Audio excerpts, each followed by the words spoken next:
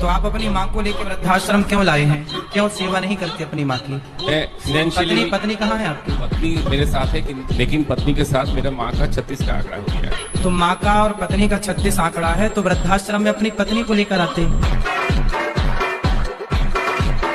ये है अनिरुद्धाचार्य जी महाराज AKA poke महाराज, जो आजकल ट्रेंडिंग में चल रहे हैं। मगर क्यों? इनके फनी और बहुत डार्क स्टेटमेंट्स की वजह से।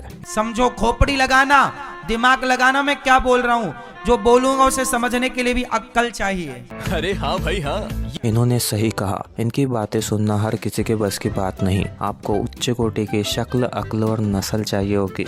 हमारे यहाँ ऐसा ही होता है।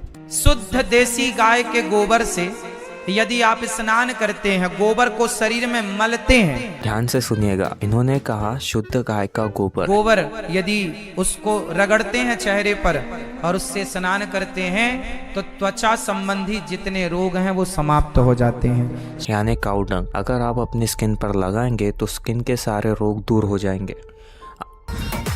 मतलब भाई, विच इज ट्रू।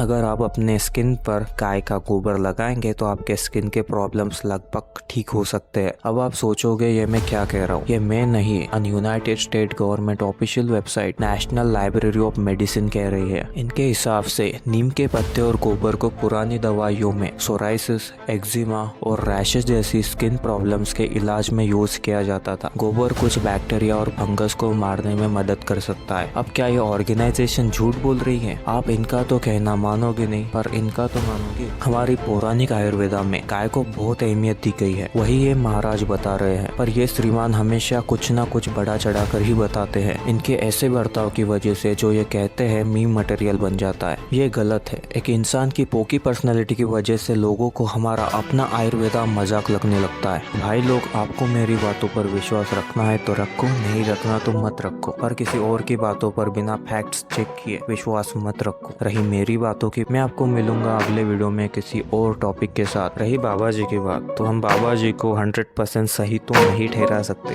बाबा जी भी अपना धंधा खोल के बैठे, तो बाबा जी की बातों पर ज्यादा ध्यान देने की जरूरत नहीं है। आप अपने खुद के फैक्ट चेक करो और फिर उनकी बातों पर विश्वास रखो। तो मिलते हैं अगले वीडियो में। Bye bye.